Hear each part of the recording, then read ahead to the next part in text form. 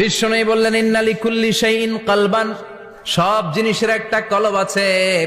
ওয়া ইন্না কলবাল কোরআনি সূরাতু ইয়াসিন, আর কোরআনের কলবের নাম হলো সূরাতু ইয়াসিন।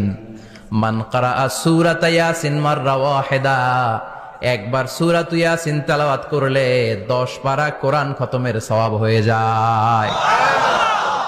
বিশ্বনবী বলতেন ইন্না ফিল জাসাদি মুদগা, দেহে একটা গোশতের টুকরা আছে।